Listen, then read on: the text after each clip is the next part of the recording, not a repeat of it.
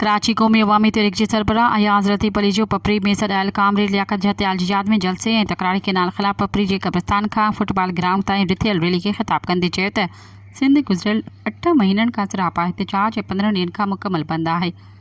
सिंध हिन वक़्तु घुर करे थी त चोलिस्तान समेत समूरा तकरारी केनाल रद्द करे सिंध दुनिया खे बहाल कयो वञे। आख़िर इहा कहिड़ी मजबूरी आहे त मुल्क खे हलाईंदड़ सिंध जी निड़ीअ ते लत ॾेई मुल्क खे ई ख़तमु करण जी साज़िश कई वई वञे। उन जिते सिंध में लाॻेती हुकूमत कंदड़ पीपल्स पार्टी उन जा हुक्मरान ऐं उहिदेदार सिंध जा सचा न आहिनि। सिंधी माण्हू पेट ते पथर ॿधी हुननि खे कामयाबु करे कुर्सी ते विहारियो पर हुननि सिंध सां इंसाफ़ न कयो। हुन चयो त सिंध खे हिन वक़्तु कामरेड लियाकत जहतियाल जहिड़नि बहादुर बेडपे ऐं लालच खां आरी कारकुन ऐं अॻुवाणनि जी ज़रूरत आहे। लियाकत जहतियाल अहिड़ो क़ौमी कारकुन हो जंहिं सिंध दुश्मन खे हर वक़्तु ललकारियो। उमेद कजे थी त संदसि औलाद पंहिंजे पीउ जे नक्श क़दम ते हलंदो। हुन सिंध जे अवाम खे अपील कई आहे त पंहिंजे हिमतुनि जुरतुनि ऐं क़ुर्बानी वारे जज़्बे खे अञा बि वधीक तेज़ कनि। जदोजहद डिघे हली सघे थी। सिंध जे वजूद खे बचाइण लाइ आख़िरी मंज़िल ताईं हलणो आहे।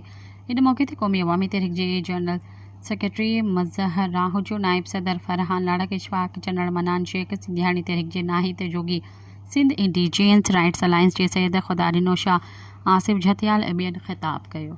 सब्सक्राइब कयो अवामी न्यूज़ HD खे ऐं ताज़ा तरीन ख़बरुनि लाइ ॾिसंदा रहो अवामी न्यूज़ HD।